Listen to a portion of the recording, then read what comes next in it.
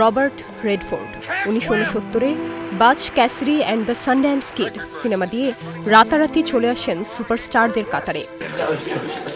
এর 4 বছরের মাথায় দ্য স্টিং জয় করে নেন অস্কার। 1978-এ সুপারম্যান মুভির মুখ্য চরিত্রের জন্য প্রযোজকদের প্রথম পছন্দ ছিলেন তিনি, তবে সে প্রস্তাব ফিরিয়ে দেন নিজেই।